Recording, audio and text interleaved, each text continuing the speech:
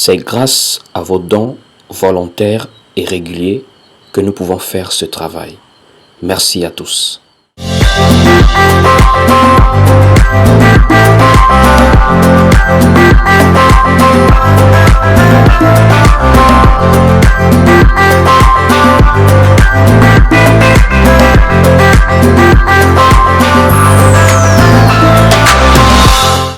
Alors nous allons commencer nos moments de prière et nous allons maintenant commencer à prier notre Dieu. La parole nous dit veillez et priez.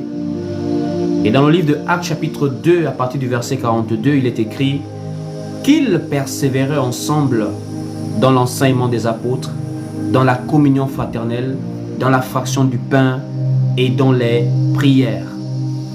Nous avons comme recommandation à avoir des vies de prière, de veiller et de prier.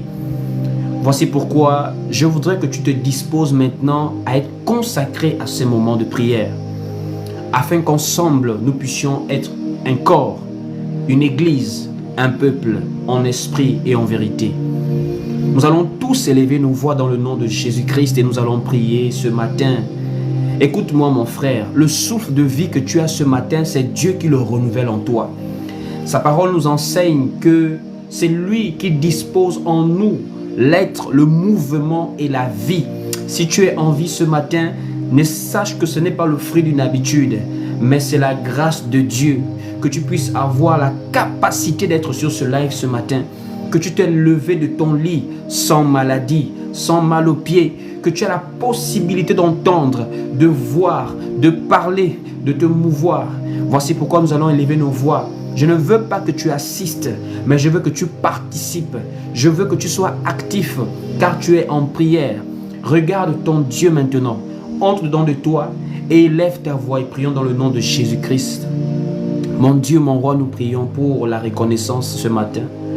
Nous te disons merci pour tes multiples grâces, pour tes faveurs, Seigneur, pour ta bénédiction, pour ta protection ce matin. Tu as renouvelé en nous le souffle de vie. Nous voulons exprimer notre reconnaissance, Seigneur. Merci pour mon frère qui est connecté sur ce live. Merci pour ma soeur qui est connectée. Merci, mon Dieu, mon roi, pour le vouloir et le faire. Même le vouloir et le faire, c'est toi qui disposes ça en nous. Tu as dit, nul ne vient à toi si le Père ne l'attire. Merci d'avoir encore attiré quelqu'un sur ce live ce matin. Merci d'avoir disposé l'amour de la parole dans le cœur de quelqu'un. Oh mon Dieu, mon roi, ta parole nous enseigne que tu es le Dieu des cieux et de la terre. L'apôtre Paul a dit, tu es le Dieu qui a créé les cieux et la terre et tout ce qui s'y trouve. Et c'est en cela que nous te disons merci aujourd'hui, Seigneur. Car la parole nous enseigne que dans le livre de Genèse, tu as insoufflé en Adam un souffle de vie et il est devenu un être vivant. C'est ce souffle de vie qui nous anime tous encore aujourd'hui. Et nous voulons, selon ta parole, te glorifier. Car ta parole nous dit que tout ce qui respire loue l'Éternel. Nous voulons louer ta grandeur. Nous voulons te dire merci pour les bienfaits dans nos vies. Nous reconnaissons, Seigneur, que nous sommes le fruit de ta grâce. Tout ce qui existe, existe par toi et pour toi. Voici pourquoi nous sommes dans la création. Nous sommes le fruit de ta création, Seigneur. Voici pourquoi nous te disons merci.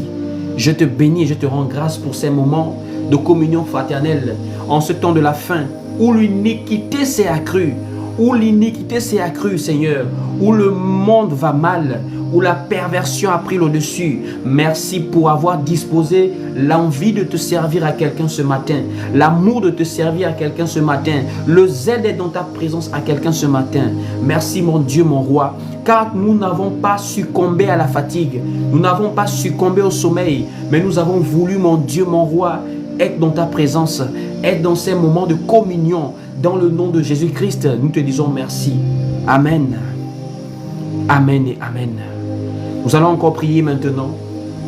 Tu vas élever ta voix encore et dire merci à Dieu pour la famille que tu as, pour le travail que tu as, pour le mariage que tu as.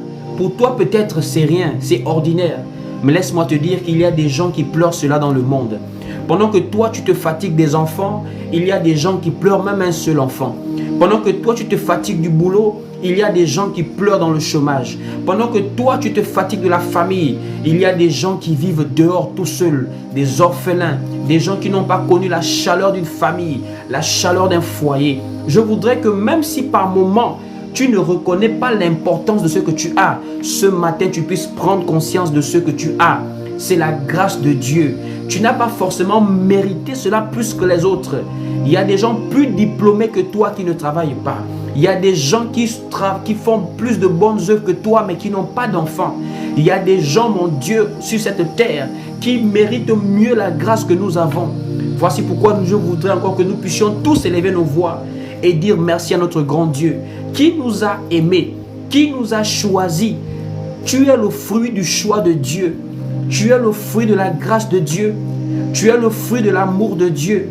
Sa parole nous dit car Dieu a tant aimé le monde. Il a tant aimé le monde qu'il a donné. Qu'il a donné. Oh mon Dieu, merci Seigneur. Merci pour le don que tu as fait au monde.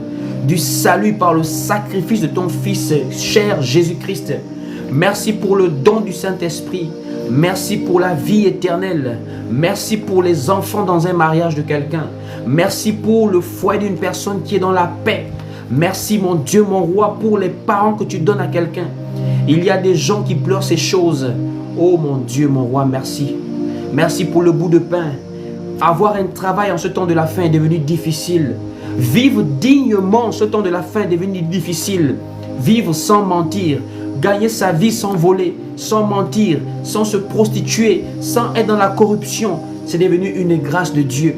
Voici pourquoi je te rends grâce, mon Dieu, mon roi, pour quelqu'un qui a le bout de pain ce matin, pour quelqu'un qui a une famille ce matin, pour quelqu'un qui a un toit sous lequel il peut reposer sa tête ce matin. Nous te disons merci dans le nom de Jésus-Christ. Dans le nom de Jésus-Christ, mon Dieu, mon roi. Il n'y a que toi, mon Dieu. Il n'y a que toi, Seigneur. Il n'y a que toi, mon Dieu, nous te bénissons. Nous te bénissons, Seigneur Jésus-Christ.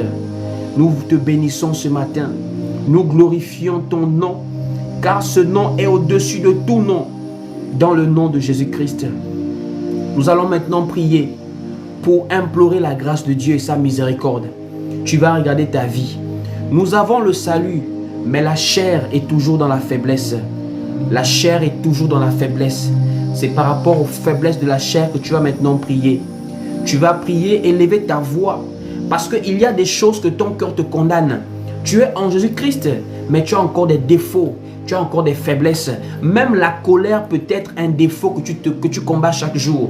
Tu es une femme. Tu reconnais que l'homme est ton chef parce que la parole le dit. Ton mari est ton chef. Mais par moments, tu débordes. Tu n'arrives pas à avoir la tempérance. Tu réponds à l'homme lorsqu'il te parle. Tu vas élever ta voix et dire à Dieu de te donner la tempérance, de te pardonner pour ses faiblesses. Tu es dans la convoitise. Tu es dans la pornographie.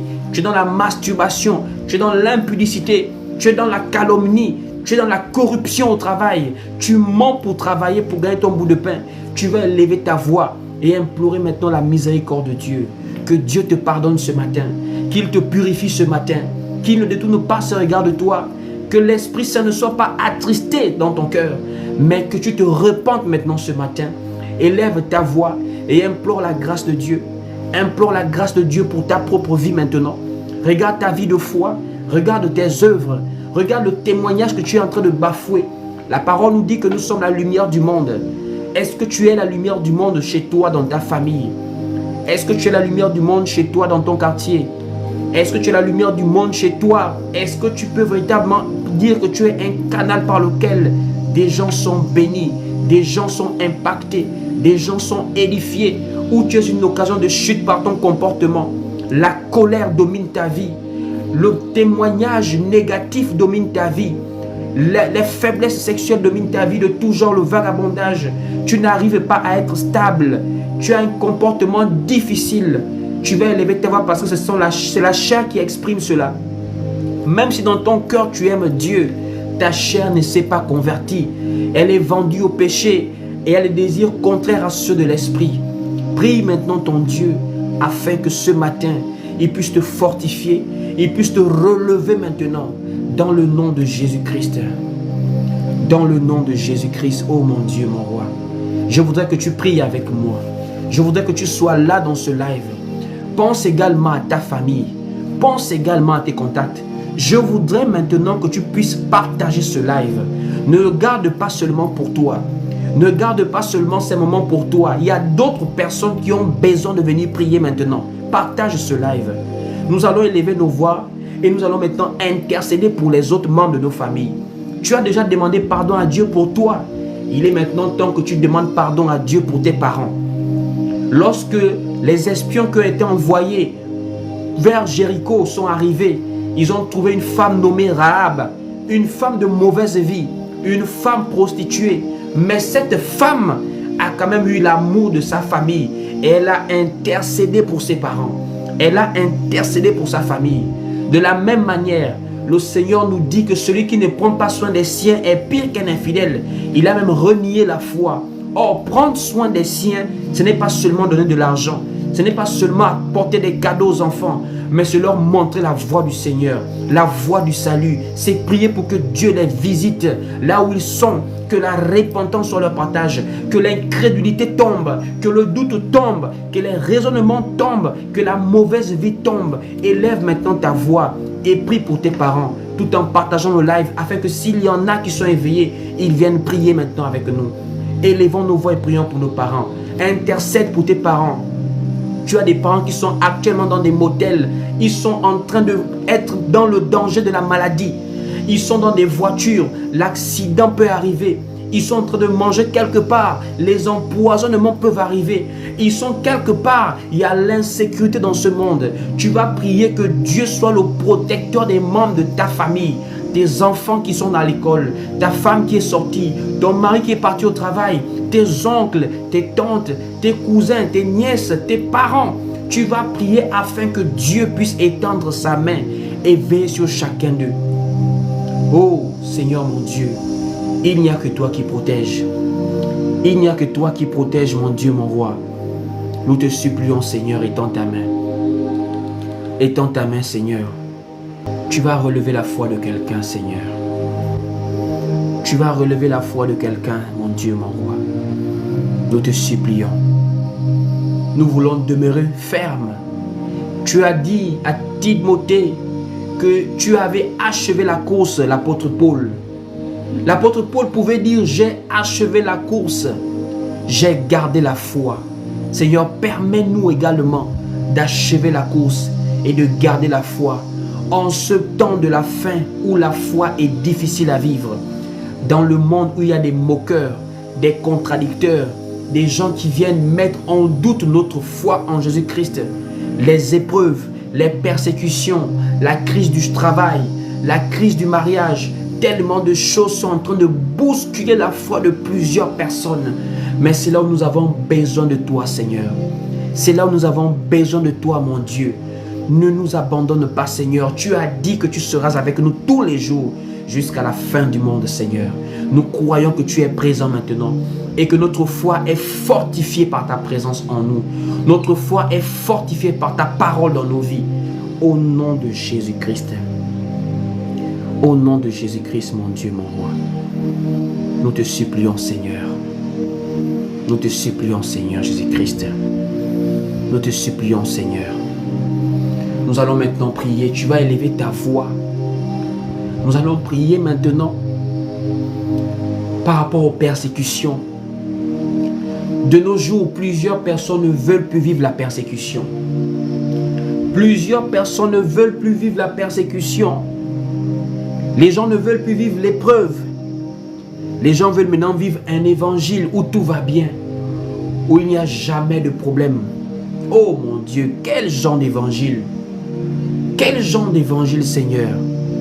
Aide-nous maintenant, mon Dieu, mon roi. Aide-nous maintenant, mon Dieu, mon roi, Seigneur Jésus-Christ. Car ta parole est vraie.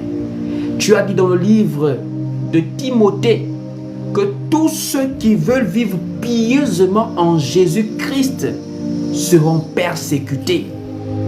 La persécution est normale dans la vie de foi. Nous serons haïs parce que le monde ne t'a pas aimé. Combien de personnes s'affaiblissent lorsqu'ils vivent des temps de persécution? Combien de personnes s'affaiblissent lorsqu'ils se sentent haïs? Mon frère, le monde n'est pas censé t'aimer. Le monde a rejeté Dieu. Le monde ne va pas accepter le produit qui vient de Dieu. Le monde ne va pas accepter ce qui vient de Dieu. Le livre de 1 Corinthiens chapitre 1er verset 21, il est écrit: car le monde avec sa sagesse puisque le monde avec sa sagesse n'a point connu Dieu dans la sagesse de Dieu. Il a donc pris à Dieu de sauver les croyants par la folie de la prédication. Aujourd'hui, prêcher l'évangile est une folie pour le monde. Aujourd'hui, croire en Jésus-Christ est une folie pour le monde. Voici pourquoi, n'aie pas peur, ne sois pas affaibli parce que tu es persécuté. Ne sois pas affaibli parce que tu es haï. Ne sois pas affaibli parce qu'on se moque de toi. L'apôtre Pierre avait prédit qu'il y aura des moqueurs qui viendront dans les derniers jours pour se moquer de la foi des chrétiens, pour se moquer des prophéties du Seigneur, en disant votre fin du monde là, elle va arriver quand? Depuis des siècles, depuis que le monde est monde, rien n'a changé, tout demeure comme depuis la création. Mais nous savons que les prophéties du Seigneur sont vraies. Il y a une fin de ce monde qui arrive. Les prophéties nous le montrent. Nous voyons les guerres, les bruits de guerre, les famines, les tremblements de terre.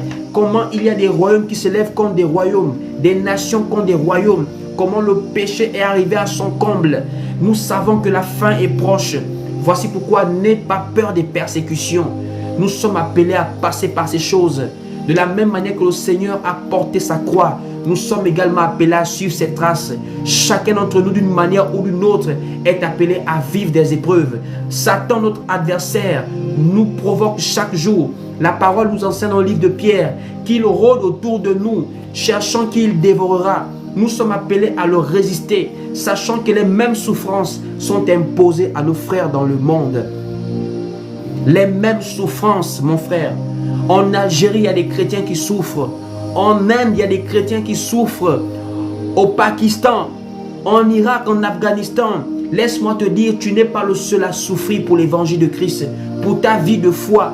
Combien de gens sont morts en martyrs pour leur foi? La foi qui est le fruit d'une conviction personnelle du cœur. Mais il y a des gens qui ont payé de leur vie à cause de la foi en Jésus-Christ. Voici pourquoi, sois fortifié maintenant. Toi qui vis des difficultés dans ton mariage, parce que tu crois maintenant en Jésus-Christ, tu veux maintenant te conformer à la parole. Même ton mari ne te comprend pas. Même ta femme ne te comprend pas. Même tes propres parents ne te comprennent pas. Même au travail, tu es moqué. Tu es l'objet de raillerie parce que tu veux vivre honnêtement. Tu ne veux pas être dans la corruption. Tu ne veux pas tricher. Tu ne veux pas être conforme au siècle présent. Tu dois maintenant prier ton Dieu afin qu'il te fortifie. Afin que là où tu es, il puisse être ta force. Il puisse être ton zèle. Que là où tu veux t'affaiblir, qu'il te renforce. Qu'il renouvelle tes forces comme l'aigle renouvelle ses forces. Oh mon Dieu, mon roi, soutiens-nous dans la persécution. Soutiens-nous dans la persécution, Seigneur. Nous sommes faits de chair. Par moments, la chair veut s'affaiblir. Le découragement veut prendre le dessus. Oh mon Dieu. Souvenons-nous de Joseph. Souvenons-nous de Joseph en prison, accusé à tort parce qu'il avait refusé de se souiller avec la femme de son chef Potiphar. Il est allé en prison alors qu'il priait Dieu éternel. Il a été emprisonné à tort alors qu'il craignait le Dieu Tout-Puissant. Dieu savait où il a mené Joseph. La prison était nécessaire parce que c'est de la prison que Joseph devait sortir pour aller vers Pharaon.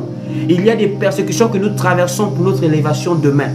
Appelons notre Dieu maintenant pour nous soutenir dans la persécution, dans les épreuves. Les gens nous haïssent simplement parce qu'on croit en Jésus-Christ. Les démons nous haïssent. Il y a des gens qui ont de la malveillance vis-à-vis de nous, qui pratiquent de la sorcellerie contre nous. Nous n'allons pas rendre le mal pour le mal.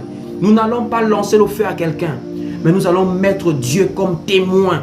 Nous allons laisser la vengeance et la rétribution à Jésus-Christ. Le livre de Romains chapitre 12 dit « À lui la vengeance et la rétribution ». Nous nous prions même pour ceux qui nous persécutent. Que Dieu les visite. Que Dieu les visite. Que ces personnes qui sont aveuglées par la haine, aveuglées par la jalousie, aveuglées par l'orgueil, puissent maintenant recevoir Jésus-Christ dans leur vie. Et que de sorciers qu'ils sont, ils deviennent des chrétiens. Ils deviennent des disciples de Jésus-Christ. Ils deviennent des enfants de Dieu. Nous ne prions pas pour que le méchant meure, mais nous prions pour qu'il puisse avoir la vie en Jésus-Christ. Oh mon Dieu, mon roi, protège-nous durant les temps difficiles. Protège-nous durant les épreuves. Protège-nous durant les tentations, Seigneur. Des gens sont tentés de plusieurs manières.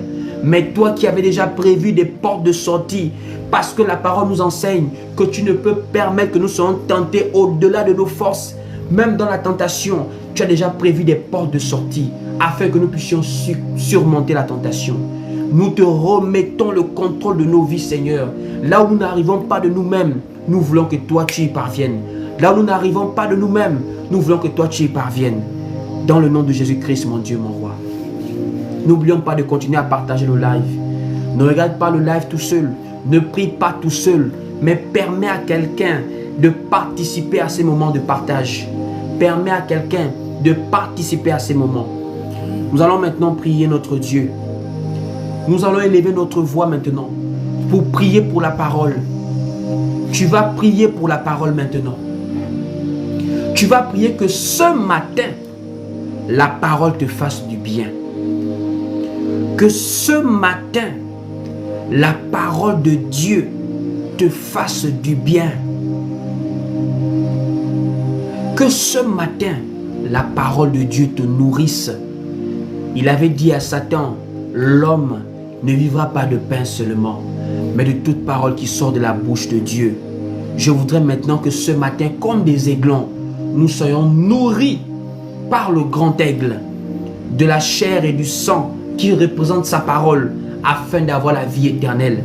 Il avait dit, mangez ma chair, buvez mon sang. Il ne s'adressait pas aux personnes physiques, mais il s'adressait aux adorateurs spirituels qui mangent la chair et le sang, spirituellement, qui est la parole de Dieu, pour avoir la vie éternelle. Nous voulons maintenant que ce matin, nous puissions être nourris de la parole de Dieu. Nous puissions être édifiés de la parole de Dieu. Que l'enseignement de ce matin vienne encore fortifier une personne. Que l'enseignement de ce matin vienne encore bénir une personne. Dans le nom de Jésus-Christ. Dans le nom de Jésus-Christ. Oh mon Dieu, mon roi. Tu as dit là où 2 ou 3 sont unis en ton nom, sont assemblés en ton nom, tu es au milieu d'eux. Tu as dit là où sera le corps, là s'assembleront les aigles. Oh mon Dieu, mon roi, nous voulons maintenant que ta parole soit l'absolu au milieu de nous ce matin. Dans le nom de Jésus-Christ. Dans le nom de Jésus-Christ. Dans le nom de Jésus-Christ, mon Dieu, mon roi. Dans le nom de notre Seigneur Jésus-Christ. Que l'absolu soit ta parole. Que les pensées des hommes se taisent. Et que seule ta parole soit l'absolu. Nous te supplions, Seigneur. Nous te supplions, mon Dieu, mon roi. Étends ta main maintenant, Seigneur. Étends ta main dans nos vies. Étends ta main, Seigneur Jésus-Christ, nous te supplions. Dans la vie de quelqu'un maintenant qui veut être nourri de ta parole ce matin. Est-ce que nous sommes là? Est-ce qu'on peut commencer maintenant notre enseignement sur le baptême? Est-ce que nous sommes là? Est-ce que les fils et les filles de Dieu sont là ce matin? Est-ce que les disciples de Jésus-Christ sont là ce matin? Juste un signe de la main en commentaire. C'est une réunion, nous sommes en ligne. Donc malgré que tu vois la distance, mais sache quand même que nous sommes en ligne. Là où 2 ou 3 sont assemblés, nous sommes assemblés, même si c'est par le biais du numérique. Donc dis-toi que tu es en pleine réunion maintenant. Donc si nous sommes là, nous allons maintenant commencer notre thème sur le baptême. Il y a beaucoup de questions en effet sur ce thème et nous allons maintenant en parler. Je vais juste prier pour que le Seigneur nous dispose encore davantage. Si tu es avec moi, incline juste ta tête et je vais juste faire une prière pour que le Seigneur prenne le contrôle. Seigneur, je te prie, mon Dieu, mon roi, d'être la seule autorité parmi nous maintenant. Nous ne sommes pas ici pour glorifier un simple être humain, mais nous sommes ici pour glorifier la parole faite chair. C'est cette parole qui doit être l'absolu maintenant. Non les pensées d'un homme, non les opinions, mais le ainsi dit le Seigneur. Que les cœurs soient disposés. Que la délivrance soit le partage de plusieurs durant ces moments. Que la guérison, que la résolution des problèmes soit le partage de tout un chacun d'entre nous.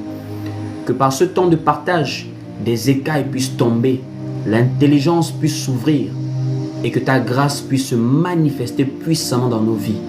C'est ainsi que nous avons tous prié dans le nom de Jésus-Christ. Nous disons tous Amen. Amen. Amen. Alors, comme je le disais, ce matin, nous partageons sur le baptême. En effet, il y a plusieurs questions sur ce thème. Il y a des gens qui se demandent quel est le vrai baptême. Est-ce qu'on baptise au nom du Père, du Fils et du Saint-Esprit? Est-ce qu'on baptise les bébés? Est-ce qu'on peut se faire baptiser plus d'une fois? Est-ce qu'on peut aller au paradis sans avoir pris le baptême?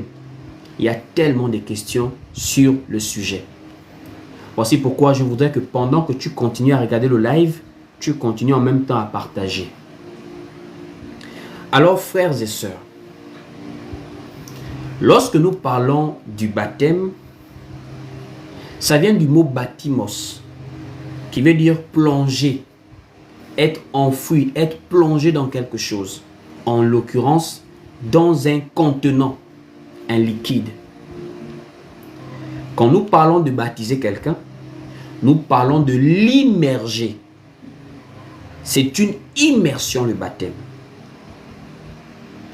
Et cette immersion est symbolique. Parce qu'elle représentait quelque chose qui s'est passé dans le surnaturel. Et qui a eu des impacts dans le naturel. Donc, je répète pour mettre les bases. Quand nous parlons de baptême, nous parlons d'un acte d'immersion dans de l'eau. On immerge quelqu'un dans de l'eau. C'est ça le baptême. On l'immerge et on le ressort de l'eau. Ainsi, nous commençons à voir les premières traces du baptême avec Jean, le prophète Jean-Baptiste. En effet, les prophéties, depuis par exemple Malachie, avaient annoncé qu'avant la venue du Seigneur, il y aura quelqu'un qui sera devant lui pour lui préparer le chemin, pour lui préparer un peuple disposé. Et le livre de Luc confirme cela lorsque l'ange Gabriel vient annoncer la naissance de Jean-Baptiste à Zacharie son père.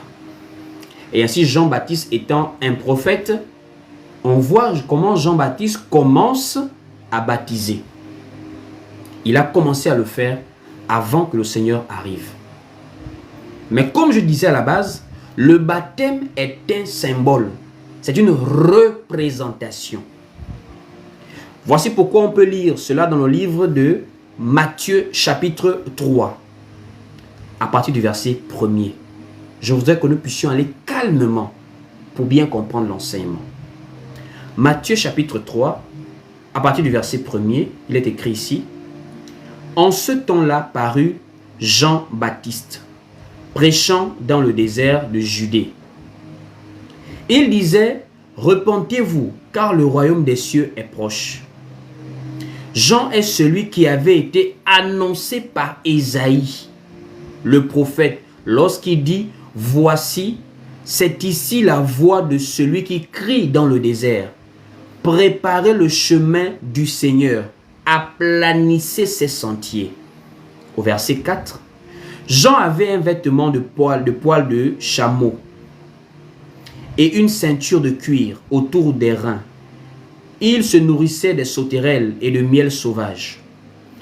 Les habitants de Jérusalem, de toute la Judée et de tout le pays des environs du Jourdain se rendaient auprès de lui. Et confessant leurs péchés, ils se faisaient baptiser par lui dans le fleuve du Jourdain. Donc nous voyons que Jean-Baptiste a commencé à baptiser, et ce baptême était par rapport au message qu'il prêchait, le message de la repentance. En disant au peuple que le royaume des cieux est proche.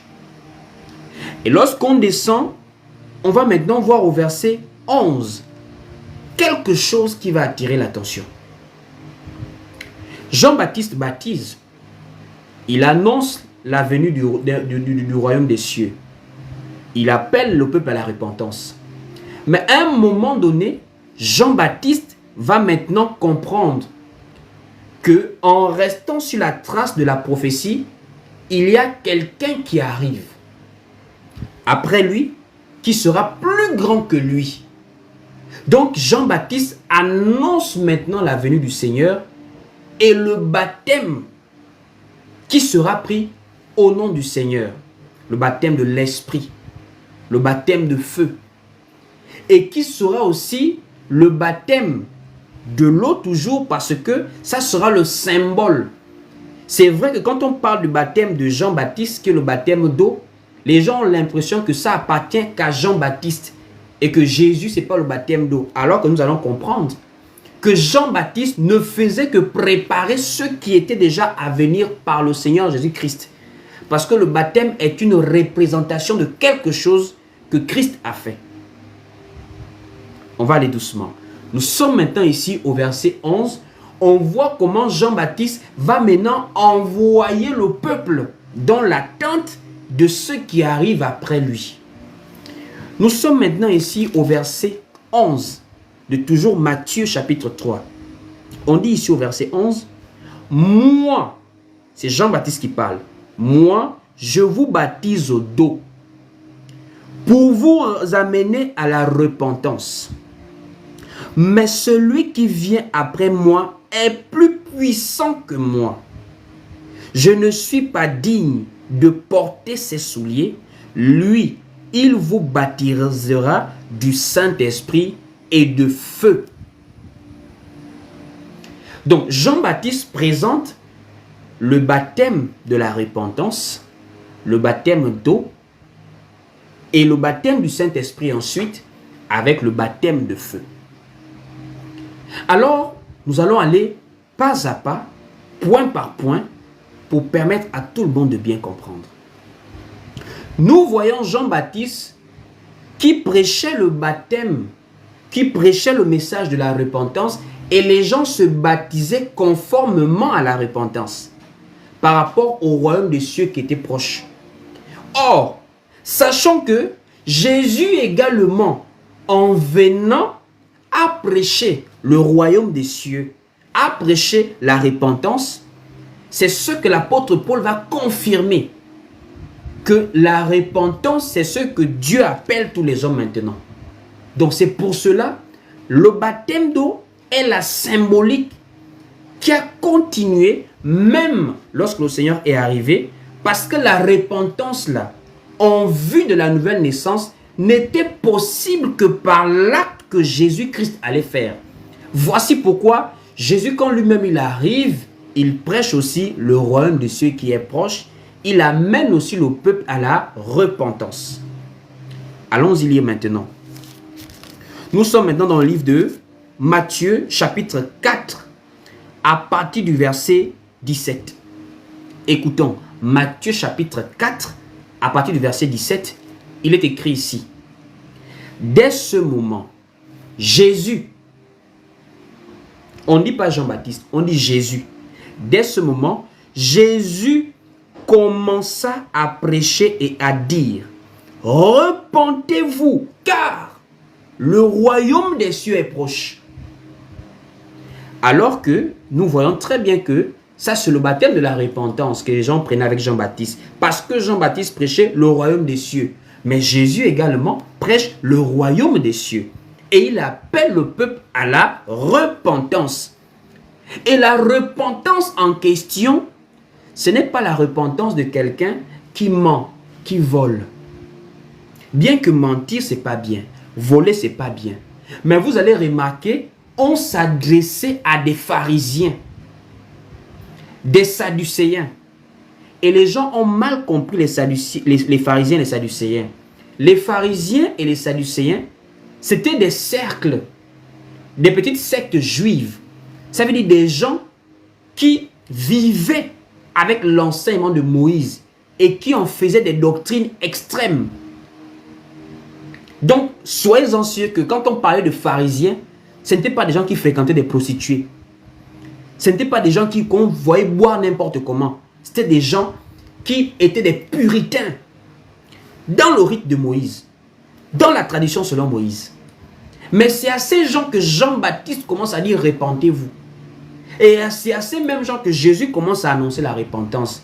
Parce que la repentance, pour prendre le baptême, c'est la repentance qui consiste à croire en Jésus. Que tu sois buveur ou non buveur, tant que tu ne crois pas en Jésus, tu ne peux pas dire que tu t'es repenti. Et si tu ne te repens pas, tu ne peux pas prendre le baptême. Le baptême commence par la repentance. La condition essentielle de se baptiser, c'est d'abord se repentir. Parce que se repentir veut dire croire qu'on a tort. Quelqu'un qui n'accepte pas d'abord que sans Jésus, il est pécheur et qui ne peut pas avoir accès à Dieu, il ne peut pas passer par le baptême. Puisque le baptême, c'est pour ceux qui sont prêts à suivre Jésus-Christ. Dans la symbolique du baptêmos, de l'immersion, que nous allons voir tout de suite là. Nous sommes dans le live, reste concentré. Donc nous voyons que Jésus continue à prêcher la repentance, le royaume des cieux, comme Jean-Baptiste, parce que il faut se repentir pour prendre le baptême. Bien que Jésus a apporté le Saint-Esprit que Jean-Baptiste n'a pas baptisé avec, mais Jésus passe par la symbolique du baptême d'eau parce que c'est essentiel à cause de sa représentation. Donc pour passer à ce baptême, il faut la repentance. Or, comme je le disais, se repentir veut dire croire qu'on a tort. Et croire qu'on a tort, frères et sœurs, ce n'est pas seulement pour les gens qui sont dans les motels, dans les plages, dans les piscines, c'est pour toute personne qui ne croit pas en Jésus-Christ aujourd'hui. Ça veut dire toute personne qui n'accepte pas Jésus-Christ comme Seigneur et Sauveur, c'est à lui que la prédication est adressée. Ce n'est pas par tes œuvres que tu peux avoir accès à Dieu, c'est par la repentance en Jésus. Comme Job s'était repenti, Job n'était pas un païen, un homme de mauvaise vie. Dieu avait témoigné de Job, mais Job s'est repenti dans Job chapitre 42. Le jour de la Pentecôte, ce n'était pas les païens qui étaient au jour de la Pentecôte, des buveurs, des hommes de mauvaise vie. Attention. Le jour de la Pentecôte, on dit il y avait des juifs, hommes pieux, frères. La piété d'un juif. La piété d'un juif, des gens qui respectaient les prières. Ils respectaient les purifications, les ablutions, le nettoyage. Ils respectaient la loi. Des puritains. Ils étaient pleins le jour de la Pentecôte. Allons-y lire cela. Nous sommes dans Actes chapitre 2, au verset 5.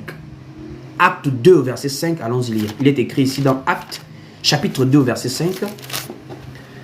Or, il y avait en séjour à Jérusalem des Juifs, hommes pieux de toutes les nations qui sont sous le ciel.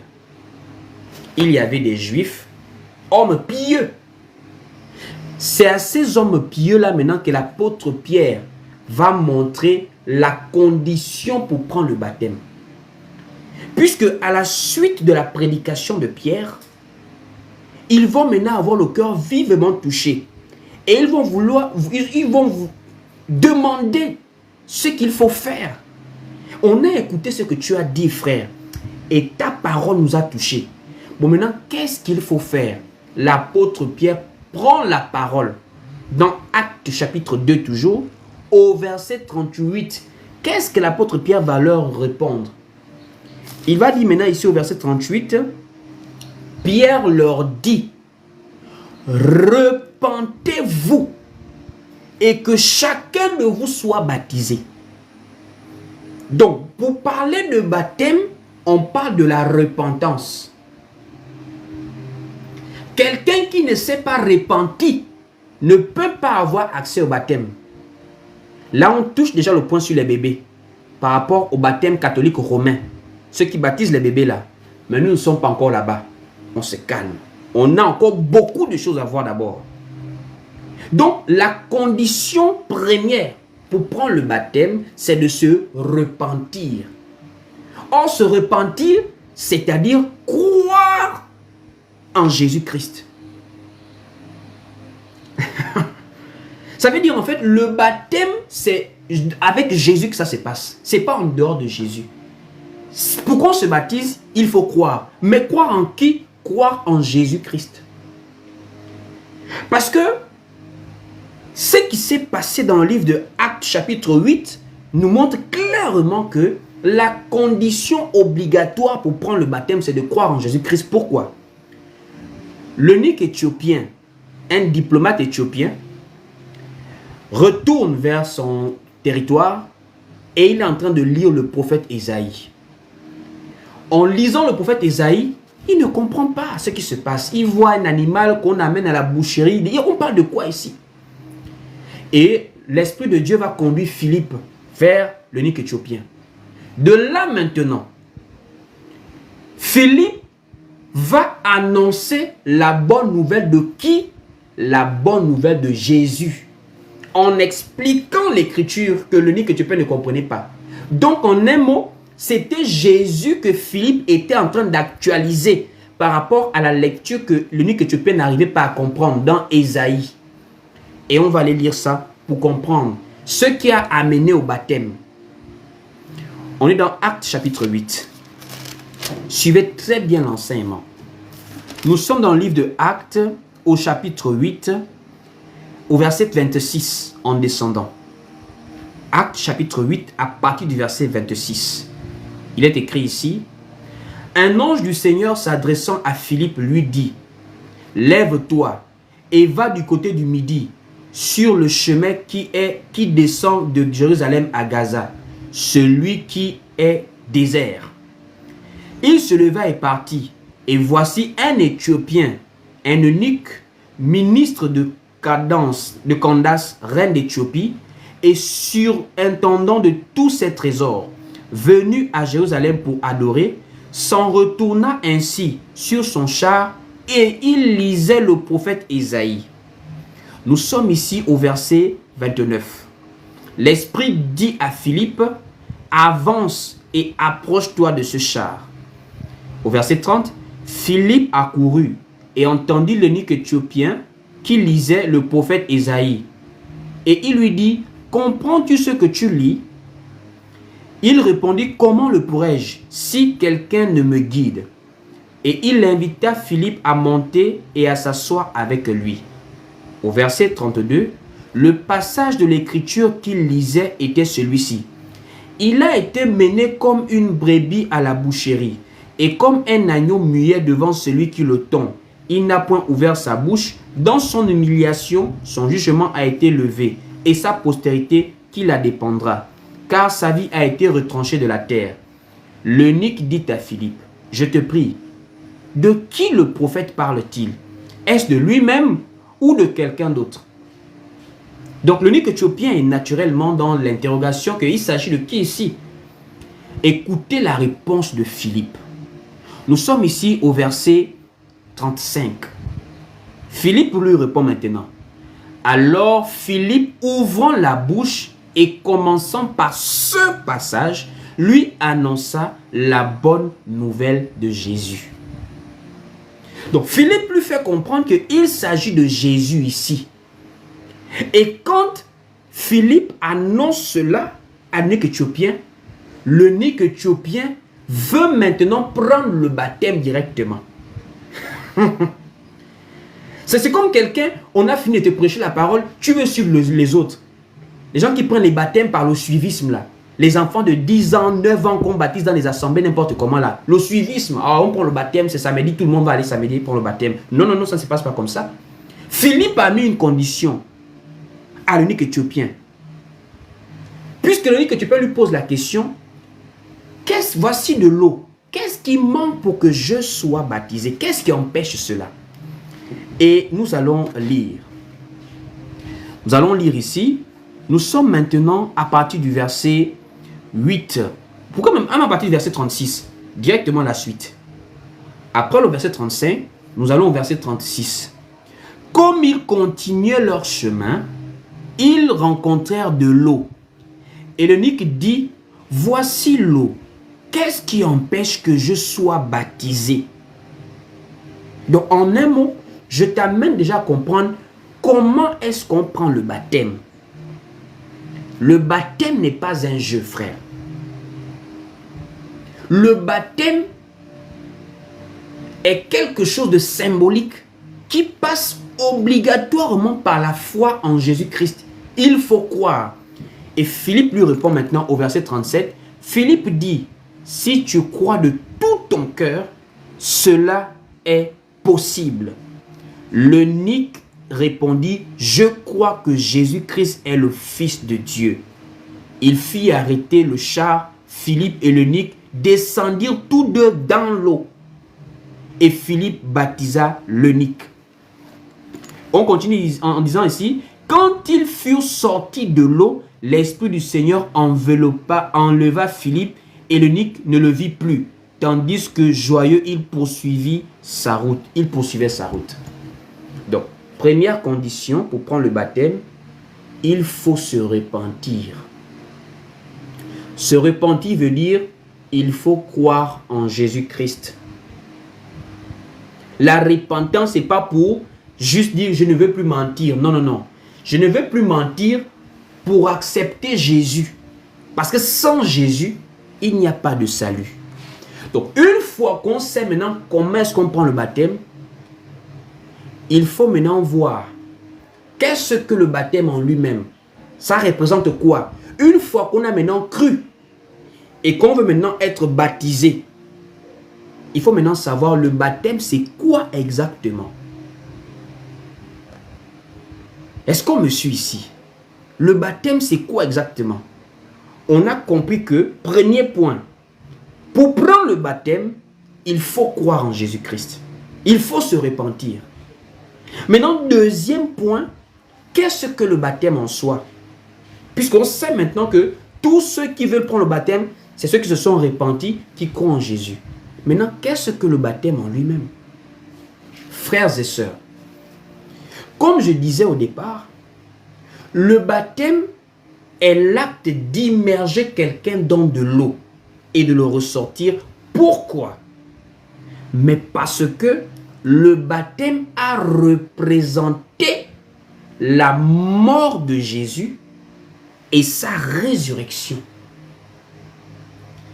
Voici pourquoi les Écritures nous enseignent que quand nous sommes baptisés, en réalité, nous avons suivi Jésus dans sa mort. Voici pourquoi, quand on est en Christ, on ne change pas. On est de nouveau. On devient de nouvelles créatures. Parce que l'ancienne créature a été engloutie dans le baptême, qui représentait également l'engloutissement de Christ par la mort. Donc, de la même manière que Jésus-Christ est parti au tombeau là, quand nous prenons le baptême, nous le suivons dans sa mort par rapport au vieil homme, notre ancienne nature, afin que de la même manière que Christ est ressuscité, nous aussi, nous devenions de nouvelles créatures, nous marchions en nouveauté de vie. C'est ça la symbolique du baptême. On ne peut pas dire qu'on est baptisé si on n'est pas mort. Le baptême, c'est la mort en réalité. Mais nous, on le fait de manière physique pour représenter ce qui s'est passé à la croix, jusqu'au tombeau et jusqu'à la résurrection. C'est maintenant l'apôtre Paul qui va expliquer ça brillamment dans les Écritures. Prenons premièrement le livre de Romains chapitre 6 à partir du verset 3 jusqu'au verset 4. Prenons Romains chapitre 6 du verset 3 à 4 et on va lire ensemble. Il est écrit ici dans le livre de Romains chapitre 6 du verset 3 à 4. Écoutez. Ignorez-vous que nous tous qui avons été baptisés en Jésus-Christ, c'est en sa mort que nous avons été baptisés? Vous voyez un peu. Donc, l'apôtre Paul pose la question que, ignorez-vous que quand vous avez pris le baptême là, c'est en la mort de Jésus que vous avez été baptisés? Ça veut dire, nous avons suivi Jésus dans la mort. Donc nous sommes en réalité morts avec Jésus. Nous sommes morts avec Jésus. Et l'apôtre Paul va nous dire ça, que notre vie est cachée. Nous sommes morts avec Jésus. Et nous sommes nés de nouveau par sa résurrection.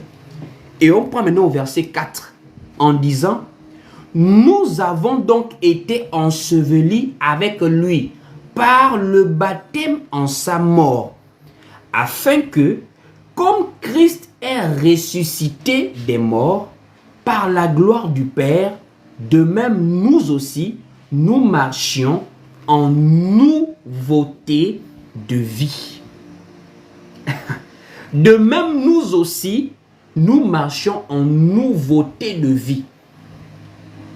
Donc, toute personne qui est passée par le baptême doit savoir que c'est par le baptême qu'il a montré la symbolique de la nouvelle naissance. Et cette nouvelle naissance a été possible que par l'acceptation de la parole de Christ. C'est ce que Jésus-Christ pouvait enseigner à Nicodème dans le livre de Jean chapitre 3. Il dit que pour celui qui veut hériter du royaume, il doit naître de nouveau. Nicodème est perdu. Nicodème lui demande, mais attends, est-ce que je dois repartir dans le ventre de ma mère? Jésus dit non, il faut naître d'eau et d'esprit. D'eau et d'esprit, c'est l'eau du baptême et c'est le don du Saint-Esprit qui suit après. Puisque l'apôtre Pierre va confirmer Jésus en disant que aux gens de Jérusalem qui ont veut poser la question, il va leur répondre, repentez-vous et que chacun de vous soit baptisé au nom du Seigneur Jésus-Christ pour le pardon de vos péchés et vous recevrez le don du Saint-Esprit. Donc vous êtes nés de nouveau et le Saint-Esprit vient en vous comme un don. C'est ce qu'on appelle le baptême de l'Esprit. Ça veut dire nous recevons l'Esprit par la nouvelle naissance. Ça veut dire par le fait que nous sommes déjà passés par les eaux du baptême, nous appartenons déjà à Jésus-Christ. Il reste maintenant le don du Saint-Esprit. Allons-y voir cette discussion avec Nicodème dans le livre de Jean chapitre 3. Dans Jean chapitre 3, voilà, à partir du verset même premier, pour bien comprendre, il est écrit ici. Mais il y eut un homme d'entre les pharisiens, nommé Nicodème, un chef des Juifs, qui vint lui auprès de Jésus de nuit et lui dit, Rabbi, nous savons que tu es un docteur venu de Dieu, car personne ne peut faire ces miracles que tu fais si Dieu n'est avec lui. Jésus lui répondit, en vérité, je te le dis, si un homme ne naît d'eau et si un homme ne naît de nouveau, il ne peut voir le royaume de Dieu. Nicodème lui dit, comment un homme peut-il naître quand il est vieux? Peut-il rentrer dans le sein de sa mère et naître? Jésus répondit, en vérité, je te le dis, si un homme ne naît d'eau et d'esprit, il ne peut entrer dans le royaume de Dieu. Ce qui est né de la chair est chair, et ce qui est né de l'esprit est esprit. Ne t'étonne pas que je t'ai dit, il faut que vous naissiez de nouveau. Donc ici, Jésus est en train d'expliquer à Nicodème que la nouvelle naissance est le processus de la mort et de la résurrection de Jésus-Christ qui représente aussi notre immersion dans l'eau et notre sortie de l'eau et le don du Saint-Esprit qui en suit pour que nous puissions marcher en nouveauté de vie et avoir la promesse du royaume des cieux. Donc le baptême, c'est cela. C'est la représentation de la mort et de la résurrection de Jésus-Christ qui nous amène également à prendre conscience que en Jésus, nous ne sommes plus les mêmes. En Jésus, tu n'es plus la même personne, tu as été renouvelé par la parole. Tu n'es plus la même créature. Ça veut dire il y avait un vieil homme en toi, ce vieil homme qui vivait par les passions de la chair, qui était dans l'incrédulité, loin de Dieu. Ce vieil homme a été englouti. C'est ce que l'apôtre Paul va également dire aux Colossiens. Allons-y prendre Colossiens. On va aller doucement dans Colossiens. Nous prenons le livre de Colossiens, voilà. Colossiens d'abord, on prend d'abord le chapitre 2, à partir du verset 12. Écoutez vous-même. Colossiens chapitre 2, à partir du verset 12, il est écrit ici. Ayant été ensevelis avec lui par le baptême, vous êtes aussi ressuscités en lui. Et avec lui, par la foi en la puissance de Dieu qu'il a ressuscité des morts. Donc, quand Jésus est ressuscité là, c'est notre nouvelle naissance qui est venue avec lui. Quand Jésus est mort là, c'est notre vieil homme qui est mort avec lui. Donc la mort et la résurrection de Jésus-Christ sont la représentation de notre nouvelle naissance. C'est ce qui est représenté par le symbole du plongeon dans l'eau, cette immersion-là. Parce que l'eau qui engloutit la chair représente le corps de Christ qui a été englouti par la terre. Et quand nous sortons de l'eau, ça représente la résurrection de Christ. L'apôtre Paul va encore le dire, par exemple dans le livre de Colossiens toujours, chapitre 3 maintenant. Colossiens chapitre 3, à partir du verset 2 à 3. Écoutez vous-même. Colossiens 3, du verset 2 à 3, il est écrit ici. Affectionnez-vous aux choses d'en haut et non à celles qui sont sur la terre. Car vous êtes morts et votre vie est cachée avec Christ en Dieu. Nous sommes morts, mais dans le baptême. Et nous vivons maintenant en Jésus. C'est-à-dire, Jésus maintenant, il est en nous et c'est ce qui fait de nous des nouvelles créatures. Et il y a eu la mort d'un vieil homme pour qu'il y ait la résurrection d'un homme nouveau. Voici pourquoi en Christ, on dit né de nouveau, nouvelle créature. C'est le baptême qui explique cela. C'est la symbolique du baptême. On dit encore ici, par exemple, à partir du verset 9, du même Colossiens chapitre 3, au verset 9, on dit ici, « Ne mentez pas les uns aux autres, vous étant dépouillés du vieil homme et de ses œuvres, et ayant revêtu l'homme nouveau. » L'homme nouveau là, c'est le livre de 2 Corinthiens chapitre 5 au verset 17. Si quelqu'un est en Christ, il est une nouvelle créature. Les choses anciennes sont passées, voici toutes choses sont devenues nouvelles. C'est cela le baptême. C'est le fait de quitter d'une créature ancienne, loin de Dieu, pécheresse, à une nouvelle créature sainte dans son âme.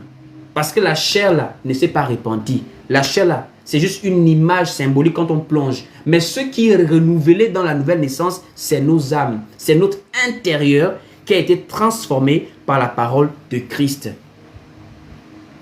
Lorsqu'on a maintenant compris cela, c'est là où maintenant facilement, on peut maintenant arriver dans le vrai baptême, l'explication du vrai baptême. Une fois qu'on a compris ce que c'est que le baptême, on vient maintenant dans l'explication du vrai baptême. Alors, quelqu'un peut-être va poser la question, mais si on dit que les gens qui se baptisent en la mort de Jésus, mais ceux qui se sont baptisés par Jean, eux ils sont baptisés dans quoi? C'est une très bonne question. Mais on a maintenant la solution avec l'apôtre Paul dans le livre de Actes chapitre 19. Pour des gens qui avaient déjà reçu le baptême de la repentance, on voit maintenant le baptême du Saint-Esprit que l'apôtre Paul les baptise dans Actes chapitre 19. Parce que la repentance que Jean-Baptiste prêchait là, il ne se prêchait pas lui-même. Jean-Baptiste prêchait Christ qui arrivait. C'est ce qu'il faut savoir. Jean-Baptiste ne se prêchait pas lui-même, mais il prêchait Christ. Donc, quand il prêchait dans le baptême aussi, quand il baptisait du baptême de la repentance. C'est ce maintenant que les gens vont être confrontés à Paul dans le livre de Actes chapitre 19. Et Paul va leur dire, là maintenant, je vous baptise du baptême en Christ. Puisque vous êtes déjà passé par les eaux, il faut maintenant passer par le baptême du Saint-Esprit. Ça veut dire que vous recevez le don du Saint-Esprit. Allons-y lire le livre de Actes chapitre 19. Il est écrit ici dans le livre de Actes chapitre 19 à partir du verset 1er. Acte 19 au verset 1er, il est écrit ici. Pendant qu'Apollos était à Corinthe, Paul, après avoir parcouru les hautes provinces de l'Asie, arriva à Éphèse. Ayant rencontré quelques disciples, il leur dit, « Avez-vous reçu le Saint-Esprit quand vous avez cru ?» Ils répondirent, « Nous n'avons pas même entendu dire qu'il y ait un Saint-Esprit. » Il dit, « De quel baptême avez-vous donc été baptisés ?»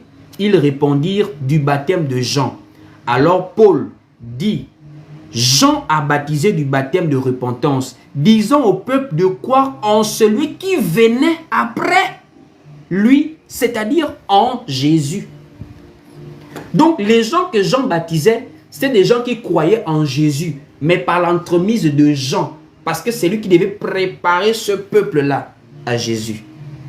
Donc, il faut déjà bien être éclairé là-dessus. Il n'y a pas une différenciation parce que ceux que Jean baptisait, il leur prêchait Jésus. On y va maintenant ici, au verset 5. Sur ces paroles, ils furent baptisés au nom du Seigneur Jésus. Lorsque Paul leur eut imposé les mains, le Saint-Esprit vint sur eux et ils parlaient en langue et prophétisaient. Donc, en réalité, le baptême, c'est lié à Christ. Parce que le message de la repentance, c'est Jésus que nous prêchons en prêchant la repentance. Comme Jean-Baptiste l'a prêché, comme le Seigneur l'a prêché, comme les apôtres l'ont prêché après le Seigneur. Et maintenant, lorsque nous avons compris qu'est-ce que le baptême, que c'est l'image de la mort et de la résurrection qui représente notre nouvelle naissance en Jésus-Christ, la naissance de la parole, la naissance du Saint-Esprit qui vient en nous après le baptême, il faut maintenant savoir quel est le vrai baptême. Parce que le baptême est un sujet doctrinal qui est issu de beaucoup de controverses. Déjà même, nous avons compris qu'il y a le baptême d'eau et le baptême du Saint-Esprit. Le baptême du Saint-Esprit, il faut déjà très clairement comprendre que c'est un don. Le Saint-Esprit est un don. Donc quand on parle du baptême du Saint-Esprit, on parle de la réception de ce don. C'est ça le baptême du Saint-Esprit. C'est assez simple à comprendre. Une fois que nous avons été baptisés du baptême de la repentance au nom du Seigneur Jésus, avec le symbole de l'immersion, on reçoit maintenant le don qui a été promis à ceux qui croient en Jésus, qui ont pris le baptême d'office, ils ont un don. Allons-y maintenant, Actes chapitre 2, on répète dans les détails au verset 38 pour bien comprendre ce que l'apôtre Pierre avait dit. Actes chapitre 2 au verset 38, il est écrit ici, dans Actes 2 au verset 38, il est écrit, Pierre leur dit, repentez-vous et que chacun de vous soit baptisé au nom de Jésus-Christ pour le pardon de vos péchés et vous recevrez le don du Saint-Esprit. C'est ce que l'apôtre Paul a actualisé dans Acte 19 que nous venons de lire. Il y a des gens qui étaient déjà passés par le baptême de Jean, le baptême de la repentance au nom de Jésus. Il fallait maintenant qu'ils reçoivent le don du Saint-Esprit. Et c'est ce que Pierre va dire aux gens qui veulent croire en Jésus maintenant pour prendre le baptême. Qu'il faut être baptisé au nom de Jésus et vous allez recevoir le don du Saint-Esprit. C'est pourquoi vous allez remarquer qu'il y a même des cas où le Saint-Esprit est arrivé avant le baptême d'eau, par exemple. Vous allez voir, par exemple, dans le livre de Actes, chapitre 10, Pierre va prêcher à Corneille et à sa famille, ses amis, qui sont là pour recevoir Pierre. Et pendant que Pierre prêche, directement le Saint-Esprit descend sur Corneille et les siens. Ils n'avaient pas encore pris le baptême d'eau. Mais une fois que Pierre constate que ces gens viennent de recevoir le Saint-Esprit, Pierre dit directement, ils doivent passer par les eaux. Ils doivent faire la symbolique de la nouvelle naissance, puisque le Saint-Esprit a décidé de descendre sur eux avant le baptême, mais c'est la même chose, parce que c'est Dieu qui est souverain, ils doivent néanmoins passer par les eaux du baptême. Allons-y lire Actes chapitre 10, pour voir ce qui s'est passé, la scène là par exemple, de quelqu'un qui peut recevoir le Saint-Esprit sans avoir pris le baptême d'eau, mais Pierre va le renvoyer toujours quand même au baptême pour la symbolique. Parce qu'il faut qu'il puisse passer par la mort et la résurrection qui se représentent par l'immersion dans l'eau. Allons-y lire. Actes chapitre 10 au verset 44. Écoutez vous-même. Actes chapitre 10 au verset 44, il est écrit ici. Comme Pierre prononçait encore ces mots, le Saint-Esprit descendit sur tous ceux qui écoutaient la parole. Tous les fidèles circoncis qui étaient venus avec Pierre furent étonnés de ce que le don du Saint-Esprit était aussi répandu sur les païens, car ils les entendaient parler en langue et glorifier Dieu. Alors Pierre dit, peut-on refuser l'eau du baptême à ceux qui ont reçu le Saint-Esprit aussi bien qu'à nous. Donc, même si on reçoit le Saint-Esprit, il faut l'eau.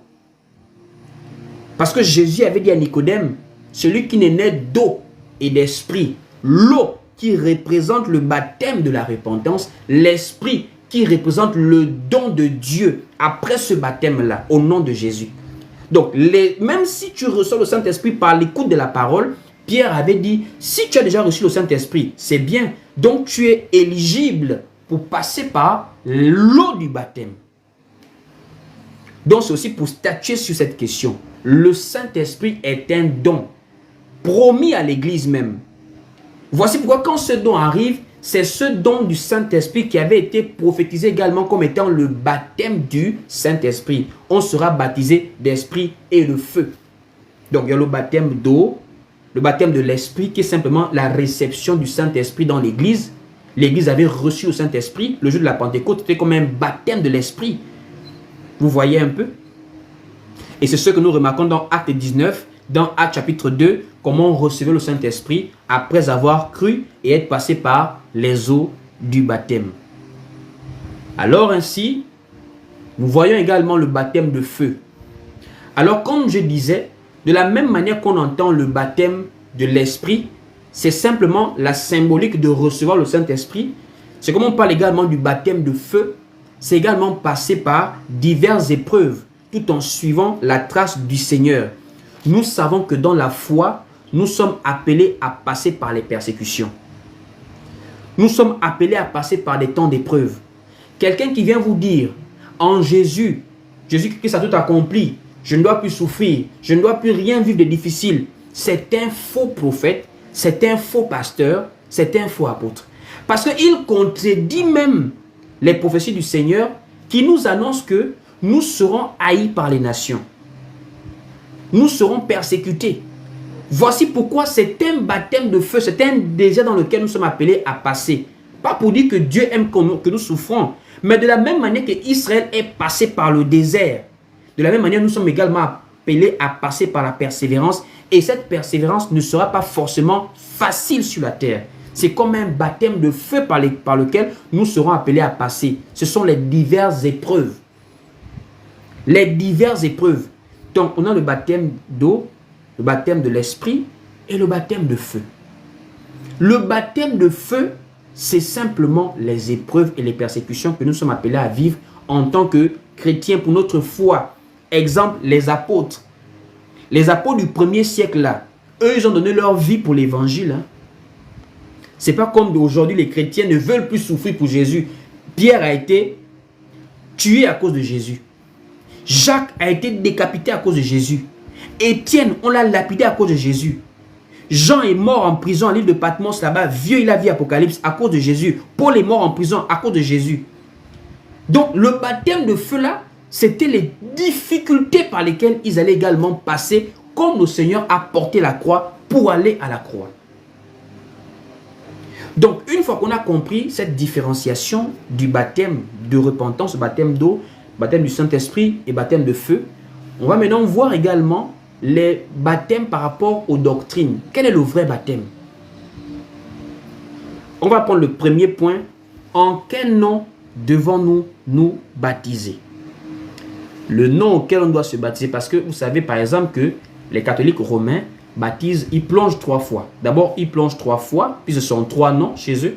Et aussi le baptême par aspersion qu'ils font. Ils font ça au bébé avec des gouttelettes d'eau.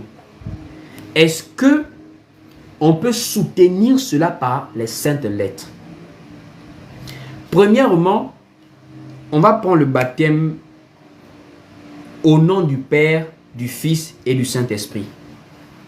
Frères et sœurs, on va lire doucement. Doucement. Je voudrais d'abord voir au moins même 10 mails là pour me montrer que vous suivez vraiment. Est-ce que vous suivez? Est-ce qu'on peut continuer? On va maintenant voir le baptême. En quel nom devons-nous baptiser? Est-ce que vous êtes là avec moi? Faites seulement un signe de main. Nous sommes en réunion. Nous avons de l'interaction en fait. Il y a la sœur, voilà. Est-ce que nous sommes là? Nous sommes quand même un peu nombreux. Est-ce que tout le monde est là? Est-ce qu'on peut maintenant aborder l'autre point sur le nom auquel on doit baptiser? Alors, bien-aimés frères et sœurs, le livre de Matthieu, chapitre 28, au verset 19 à 20 nous dit: allez, faites de toutes les nations des disciples, les baptisant au nom du Père, du Fils et du Saint-Esprit. Écoutez bien, c'est écrit au nom du Père, du Fils et du Saint-Esprit. Je répète, c'est écrit au nom du Père, du Fils et du Saint-Esprit. Et je vais lire, pour ne pas dire c'est moi qui dis, je vais lire ça devant vous. Matthieu chapitre 28, à partir du verset 19. Matthieu chapitre 28, à partir du verset 19. Écoutons ce qui est écrit. Matthieu 28, dès le verset 19. Allez, faites de toutes les nations des disciples, les baptisant au nom du Père, du Fils et du Saint-Esprit. Remarquez quelque chose qui se passe. Ce n'est pas écrit au nom du Père, au nom du Fils, au nom du Saint-Esprit, comme pour dire 3 personnes. Non, non, non. C'est écrit au nom du Père, virgule, Fils, virgule, Saint-Esprit. Ça veut dire au là, c'est au singulier. Au nom, c'est au singulier, c'est pas au pluriel. Vous voyez, si c'était 3 personnes différentes, on allait dire au, on met le pluriel. Donc au nom du Père, on plonge, Fils, on plonge, Saint-Esprit, on plonge. Non, on dit au nom. Et le nom en question est au singulier. C'est comme on peut faire une recommandation. Allez-y en mon nom. Vous dites, vous venez au nom de tel. Au nom de tel. Donc, c'est la singularité par rapport au au là. Au nom. C'est singulier, hein. Pour ceux qui ont la Bible là, vous pouvez taper même le verset en commentaire. C'est au nom au singulier. Au nom du Père. Le même Père qui est Fils. Le même Fils qui est Saint-Esprit.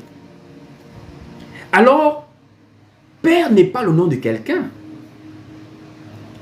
Comment peut-on baptiser et dire je baptise au nom du Père? Père, ce n'est pas le nom de quelqu'un. Jésus a dit baptiser au nom du Père. Maintenant, quel est le nom de ce Père-là? Moi, devant mon Père, je suis fils. Devant mes enfants, je peux être Père. Donc, Père n'est pas le nom de quelqu'un. On ne t'appelle pas Père pour te différencier des autres êtres humains. Tu as un nom propre. Il y a un nom propre. Fils, ce n'est pas le nom de quelqu'un. Fils, c'est un attribut. Père, c'est un attribut. Esprit Saint, c'est un attribut. Ce sont des attributs de la personne de Dieu. Maintenant, quel est le nom que Jésus disait? Baptisez-les au nom du Père, Fils, Saint-Esprit. Mais l'apôtre Paul a répondu à ça. L'apôtre Paul a dit, c'est le nom qui est au-dessus de tous les noms. Le nom devant qui tout genou fléchit dans les cieux, sur la terre et sous la terre. C'est le nom de Jésus-Christ. C'est tout. Allons-y lire. Nous sommes dans le livre de Philippiens. On va maintenant voir le nom en question. Puisque c'est le nom qui a de l'autorité même au ciel. On dit tout genou fléchit au ciel. Or au ciel il y a Dieu. Au ciel il y a Dieu. Donc Dieu va se mettre à genoux devant le nom de Jésus qui est son fils. Au ciel? Non. Mais puisqu'on a dit le nom là c'est le nom du Père d'abord. Ensuite, c'est le nom du Fils. Ensuite, c'est le nom du Saint-Esprit. Donc, en réalité, quand on dit Jésus, dans le ciel, on sait que c'est Dieu. Voici pourquoi tout genou fléchit devant son nom-là au ciel. Allons-y lire. Nous sommes dans le livre de Philippiens, chapitre 2, au verset 9. Écoutez. Philippiens, chapitre 2, au verset 9, il est écrit ici. C'est pourquoi aussi, Dieu l'a souverainement élevé et lui a donné le nom qui est au-dessus de tout nom, afin qu'au nom de Jésus, tout genou fléchisse dans les cieux. Ça veut dire quand on dit Jésus dans les cieux, tout genou fléchisse. C'est écrit noir sur blanc. Hein? On dit afin qu'au nom de Jésus, tout genou fléchisse dans les cieux, sur la terre et sous la terre. Et que toute langue confesse que Jésus-Christ est Seigneur à la gloire de Dieu le Père. Donc ça montre déjà que ce nom-là est le nom qui a de l'autorité. Voici pourquoi Jésus avait dit, c'est en ce nom du Père, du Fils et du Saint-Esprit là qu'il faut baptiser. Et qui vient maintenant révéler cela? Le Saint-Esprit. Voici pourquoi le Saint-Esprit, c'est Jésus-Christ lui-même sous forme spirituelle pour habiter en nous, l'Église, qui est le temple du Saint-Esprit. C'est le Saint-Esprit, le jour de la Pentecôte, qui va maintenant inspirer Pierre à dire « Baptisez-les au nom de Jésus-Christ ». Pierre n'a pas dit « Baptisez au nom du Père, du Fils et du Saint-Esprit » pour répéter Jésus. L'Esprit Saint a permis à Pierre de comprendre que le nom du Père, Fils et Saint-Esprit en question, c'est le nom de Jésus, simplement, au nom de Jésus-Christ. On repart maintenant tranquillement dans Actes chapitre 2, au verset 38, pour comprendre en quel nom on doit être baptisé. Allons-y lire Actes chapitre 2, verset 38. L'apôtre Pierre, inspiré par l'Esprit Saint, avait clairement dit cela. Il est écrit ici maintenant, dans le livre de Actes chapitre 2, verset 38.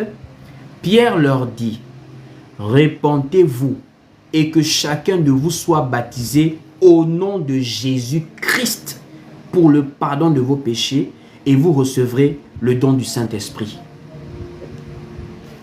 Clair. C'est la même chose que nous pouvons remarquer. C'est la même chose que nous remarquons dans le livre de Actes chapitre 10. Lorsque il s'agissait de baptiser maintenant Corneille avec ses parents, après avoir reçu l'Esprit Saint, Pierre a dit, ils doivent être baptisés au nom du Seigneur. Et Pierre a dit, c'est un ordre. Pierre ordonna qu'ils soient baptisés au nom du Seigneur. Allons-y prendre Actes chapitre 10, du verset 47 à 48. Écoutez vous-même. Donc Acte 2, Acte 10. Plusieurs passages qui montrent que c'est au nom de Jésus-Christ qu'on baptise. Donc Acte chapitre 10, du verset 47 à 48, il est écrit ici.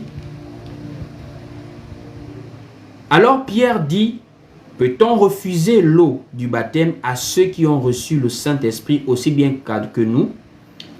Et il ordonna qu'ils fussent baptisés au nom du Seigneur. Sur quoi ils prièrent et restaient quelques jours avec eux. Pierre ordonna qu'ils fussent baptisés au nom du Seigneur. Le Seigneur, c'est Jésus-Christ. C'est la même chose que l'apôtre Paul va encore dire dans Acte 19, un troisième témoin. Les versets, il y en a plein. Acte 19, là, qu'on a déjà lu là, on ne répète même encore, juste pour confirmer au nom de qui les apôtres ont baptisé. Acte 19, toujours là. Nous prenons dans Acte 19, à partir du verset 4 à 5. Écoutez vous-même. Acte 19, verset 4 à 5, il est écrit ici. Alors Paul dit, Jean a baptisé du baptême de repentance, disant au peuple de croire en celui qui devait venir, de croire en celui qui venait après lui, c'est-à-dire en Jésus. Au verset 5. Sur ces paroles, il fut baptisé au nom du Seigneur Jésus. Donc, bibliquement parlant, c'est au nom du Seigneur Jésus-Christ qu'on baptise. Ce n'est pas au nom du Père, du Fils et du Saint-Esprit, puisque ce nom-là, c'est le nom du Seigneur Jésus-Christ. Il n'y a pas d'ambiguïté là-dessus. Là, nous ne sommes pas là pour vouloir philosopher, vous savez, mais dans la doctrine catholique romaine, il n'y a pas de doctrine catholique romaine. Il n'y a pas de doctrine protestante. Il n'y a pas de doctrine évangélique. Il n'y a pas de doctrine pentecôtiste. Il y a la doctrine du Seigneur Jésus-Christ. C'est ce que nous prêchons ici. On ne prêche pas les doctrines en fonction des appartenances religieuses. Nous prêchons la doctrine de Jésus-Christ, le fondement des apôtres. Les apôtres ont baptisé au nom du Seigneur Jésus. On continue à baptiser au nom du Seigneur Jésus-Christ. C'est tout. Et même la symbolique de plonger 3 fois quelqu'un dans de l'eau détruit complètement l'œuvre de Christ à la croix. Puisque ça va en contradiction avec ce que Christ a fait à la croix. Le fait de baptiser quelqu'un une fois, on plonge. 2 fois, on plonge. 3 fois, on plonge. Mais celui en qui nous sommes morts là, il est mort combien de fois?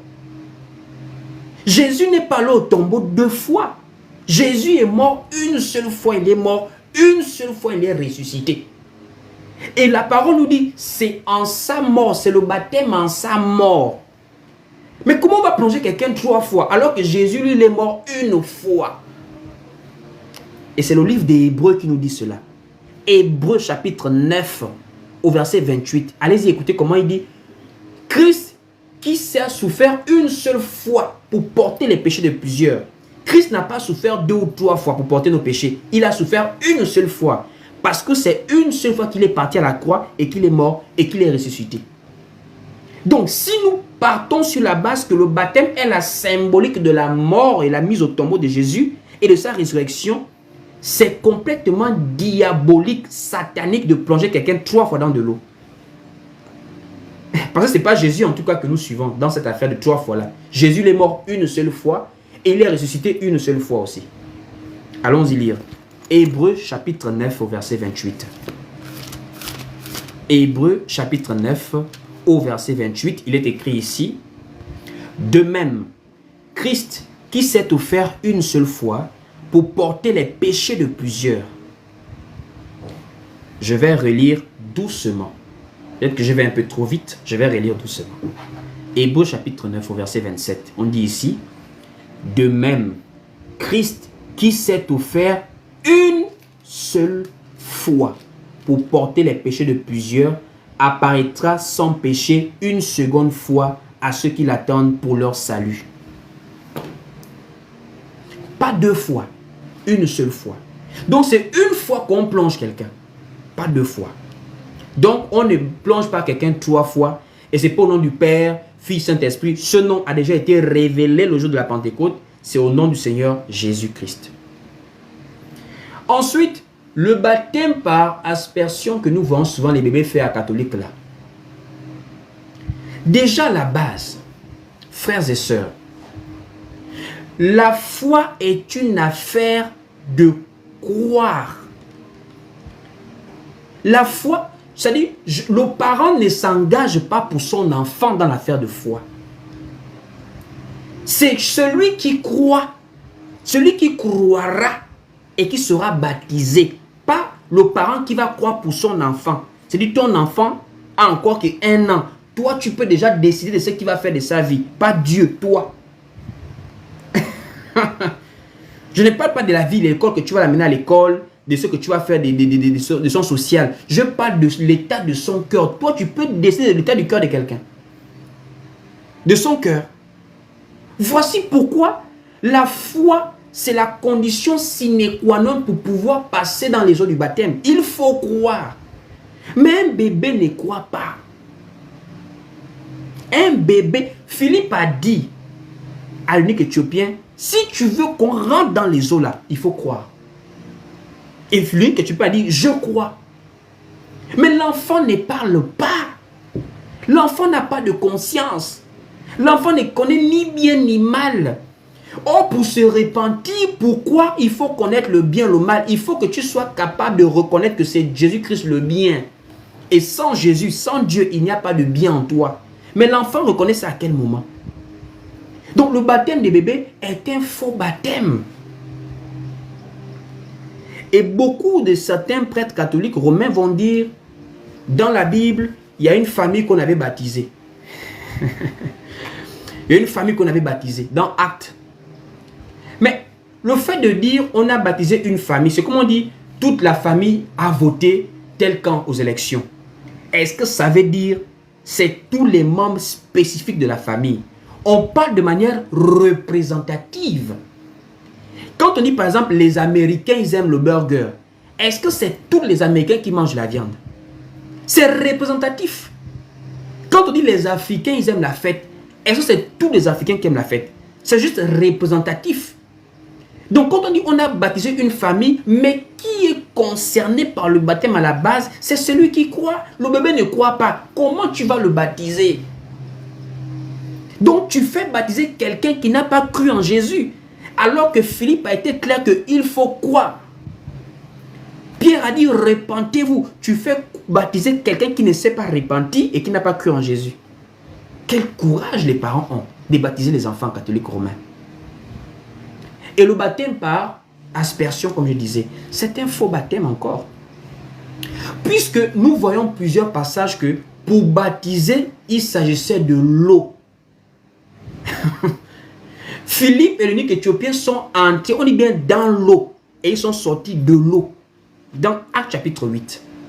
C'est pas dans piscine, alors que tu vois bien qu'il y a des cours d'eau dans ton pays, il y a les rivières, il y a des mers, il y a la plage.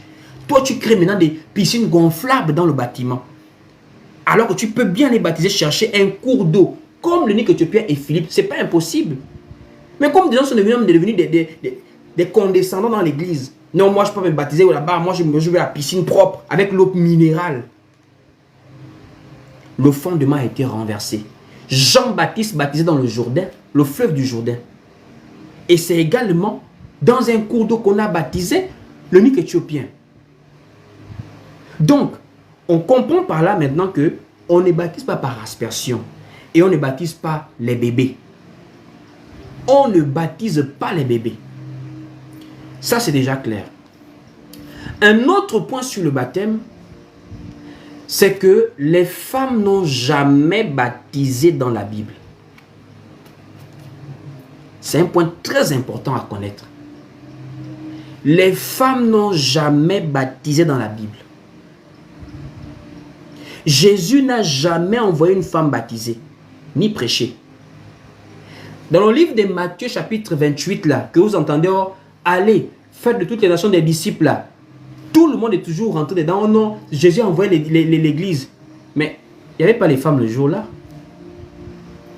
Est-ce que vous saviez qu'il n'y avait pas les femmes le jour-là? Dans Matthieu 28 que vous aimez lire là. Allez, faites de toutes les nations des disciples. Il n'y avait pas les femmes. Il n'y avait que les apôtres. Donc quand Jésus a dit les baptisants au nom du Père, il n'y avait pas les femmes là. C'était les apôtres, les porteurs de la parole, les prédicateurs. C'est eux à qui Jésus a dit allez prêcher et baptiser, enseigner aussi. On va lire. On va lire. Matthieu chapitre 28, à partir même du verset 15. Donc Matthieu chapitre 28. Nous sommes ici dans Matthieu 28, à partir du verset 16. Matthieu chapitre 28, dès le verset 16. Écoutez vous-même. Les gens à qui Jésus a dit allez. Pendant des années, on a fait croire aux femmes que non, Jésus vous a tous envoyés. Allez, faites de toutes les nations des disciples. Où? On va lire. Matthieu chapitre 28, dès le verset 16. On dit, les 11 disciples allèrent en Galilée sur la montagne que Jésus leur avait désignée. Quand ils le virent, ils se prosternèrent devant lui. Mais quelques-uns eurent des doutes. Jésus s'étant approché, leur parla ainsi. Tout pouvoir m'a été donné dans le ciel et sur la terre. Allez, faites de toutes les nations des disciples, les baptisant au nom du Père, du Fils et du Saint-Esprit. Ici, il n'y a pas des femmes qui sont conviées à cette réunion-là. Jésus avait indiqué les apôtres une montagne qu'il fallait aller pour le croiser là-bas. Il n'y avait pas de femmes. Donc, nous, l'Église, les frères et sœurs dans la foi, nous avons été édifiés. Nous avons été bâtis. Nous avons été construits spirituellement sur le fondement des apôtres et des prophètes. Jésus-Christ étant la pierre angulaire. Alors, dans le fondement apostolique, on ne voit pas les femmes baptisées. Donc, mon frère, je ne sais pas, hein, peu importe ce que tu peux penser, mais laisse-moi te dire, si une femme t'a baptisé, sache que tu n'as jamais été baptisé, tu t'es mouillé ce jour-là. Il faut passer par le vrai baptême. Le baptême biblique, ce sont les hommes qui baptisaient. Ce sont les hommes qui baptisent et non les femmes. C'est très important. Nous ne sommes que dans la lettre. Nous ne sommes que dans les Écritures saintes. Nous sommes dans la doctrine du Seigneur. Nous ne sommes pas ici pour... Non, je pense que hier, c'était le 8 mars, là. La journée internationale des droits des femmes. Non, vous aimez marginaliser les femmes. Pourquoi vous aimez faire ça aux femmes? On n'a pas... Nous ne sommes pas dans les émotions. Nous voulons la parole. Nous voulons la parole. Parce que nous avons compris que le témoignage de tout homme est faux. Tout homme est trouvé menteur devant Dieu. Le seul qui est vrai, c'est Jésus-Christ dans la parole. Il dit, il est le chemin, la vérité et la vie. Donc nous ne sommes pas là pour venir faire des débats, des je pense que les femmes ne baptisent pas dans la parole. Donc, toute personne qui a pris un baptême ou c'est une femme qui t'a plongé vraiment, tu t'es mouillé ce jour-là. Avec tout le respect que je te parle, franchement, tu ne t'es pas baptisé. Ce n'était pas un baptême. C'était vraiment un faux baptême. En outre de cela, nous avons aussi le baptême qui est conforme au message. Alors, frères et sœurs, attention avec le baptême que vous avez pris. Vous pouvez prendre le baptême, c'est un homme qui vous baptise, mais c'est un faux baptême aussi. Vous pouvez prendre le baptême au nom de Jésus-Christ, mais c'est aussi un faux baptême. Pourquoi? Parce que quelqu'un qui contredit Jésus-Christ ne peut pas te donner un vrai baptême, puisque le baptême est donné en fonction de la parole de Christ. Tu dois croire à la parole de Christ pour prendre le baptême. Jésus a dit par exemple, bénissez ceux qui vous persécutent. Priez pour ceux qui vous maudissent. Jésus fait comprendre dans le livre de Luc chapitre 9 de ne pas lancer le feu aux gens. Bon, maintenant, toi, tu arrives dans une église du combat spirituel. Là-bas, on lance le feu aux sorciers. On lance le feu aux sorciers. On découpe Satan. On lance des bombes atomiques aux démons. Et tu prends le baptême là-bas. Mais ça dit que c'est quelque chose, c'est que tu n'es pas dans l'église de Jésus. Hein. Tu es dans un mouvement que des gens ont créé. Et entre eux-mêmes là-bas, ils transpirent chaque dimanche. Ils font un peu du sport pour découper leurs pensées imaginaires.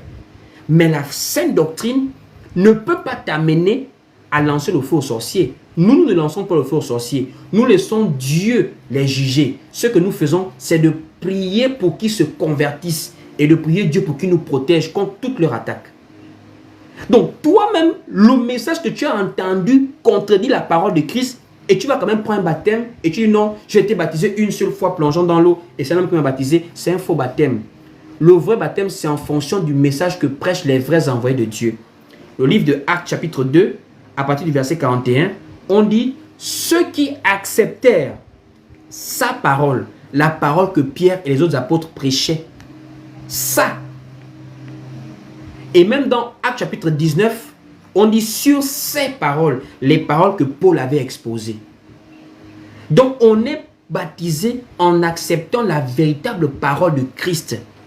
Une église où les femmes prêchent, tu ne peux pas recevoir un vrai baptême dedans. Même si le pasteur est connu, tant qu'il autorise les femmes de prêcher, c'est un faux baptême qui te donne, mon frère.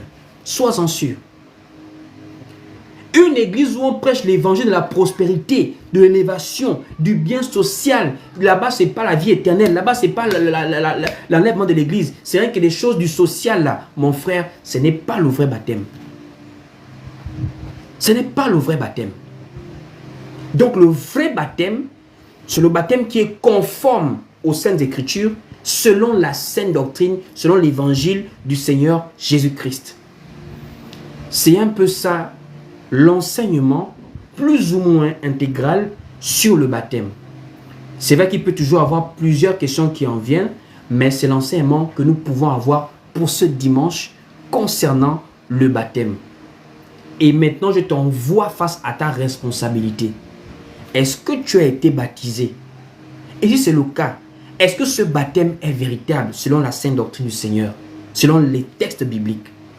Que le Seigneur lui-même te convainc dans ton cœur et que Dieu te bénisse. Nous sommes arrivés au terme de notre moment de partage de la parole, mais la réunion n'est pas encore terminée. La réunion n'est pas encore terminée. Je voudrais que tu restes encore le temps de la prière. Le temps de la prière. Nous allons maintenant prier, même 1 à 2 minutes par rapport à tout ce qui a été dit. La nouvelle naissance. Je voudrais que tu prennes conscience de ce point sur la nouvelle naissance là. Tu es né de nouveau par le baptême. De la même manière que Christ est mort là, c'est toi aussi qui mourrais dans le vieil homme. Ça veut dire en réalité, si aujourd'hui tu te considères comme étant chrétien, enfant de Dieu, ça veut dire que tu ne peux plus être la même personne. Tu es une nouvelle créature. Et en tant que nouvelle créature, enfant de Dieu, tu es appelé à porter le fruit du Saint-Esprit. Le fruit de l'Esprit en toi. Tu dois le manifester par une transformation de ta vie. Je voudrais que tu puisses prier avec moi. pour que cette parole d'aujourd'hui ne puisse pas tomber sur un cœur endurci, mais puisse véritablement venir porter du fruit dans un cœur disposé à recevoir cette parole du Seigneur. Nous allons maintenant prier pour la fin. Seigneur, mon Dieu, mon roi, je prie par rapport à cet enseignement qui a été donné, Seigneur, sur le baptême. Je crois, mon Dieu, mon roi, que ce matin, quelqu'un a été béni et édifié par rapport à ce thème important. Un thème de base dans la foi, mais qu'il faut de temps en temps ramener pour éclairer le peuple. Je te bénis et je te rends grâce pour toutes les personnes qui ont été connectées.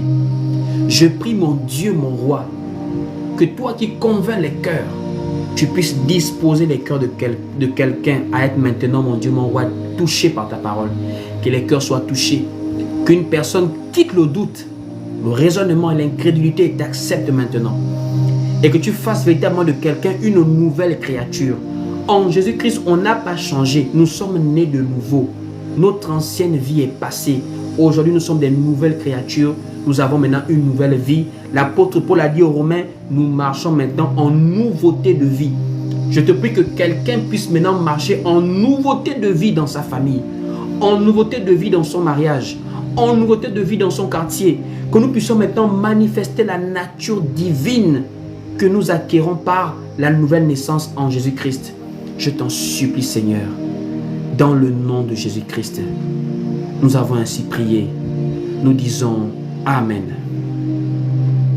Amen. Je vais maintenant prier pour toi. Nous sommes en réunion. Et si tu as prévu peut-être bénir la parole par un don volontaire, ce n'est pas une obligation, ce n'est pas une dîme. C'est une offrande volontaire qui nous permet à nous ici de pouvoir travailler sur cette chaîne, sur ce média, étant sur YouTube, sur TikTok ici. Nous allons maintenant prier. Nous savons que dans le culte, il y a la parole, il y a les louanges, il y a la prière, mais il y a également des actions de grâce pour ceux qui veulent donner en toute liberté et sans contrainte. Nous allons maintenant prier pour une offrande ou encore un don volontaire que quelqu'un veut faire. Dans ton cœur, dans ta maison, dans l'exercice de ta propre volonté, sans contrainte. Seigneur Jésus-Christ, je prie pour une personne qui a passé les temps de prière avec nous, qui a passé les temps de méditation avec nous, Seigneur.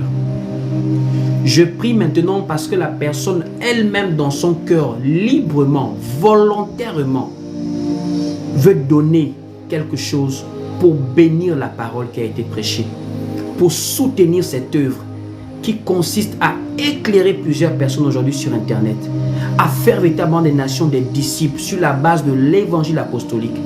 Je te prie, mon Dieu, mon roi, que ce don, que cette offrande soit, oh mon Dieu, mon roi, comme un parfum de bonne odeur vers toi et qu'elle reparte vers la personne qui s'aime comme une source abondante de bénédiction dans tous les aspects de sa vie. Tu nous appelles à manifester la foi par des œuvres. Je t'en prie, Seigneur, que cette offrande parle en sa faveur par rapport à ses difficultés, par rapport à ses projets, par rapport à sa vie de foi. Je t'en supplie, bénis ses dons et ses libéralités. Dans le nom de Jésus-Christ, nous avons ainsi prié. Nous disons Amen. Ainsi, pour toutes les personnes qui veulent nous contacter pour faire un don volontaire, vous nous écrivez simplement sur WhatsApp au plus 241 74 31 70 87. Je répète, plus 241 74 31 70 87. Nous allons également prier maintenant pour la fin de ces moments de réunion. Que le Seigneur nous donne véritablement la possibilité de pouvoir nous revoir ici très prochainement, pourquoi pas demain, par sa grâce.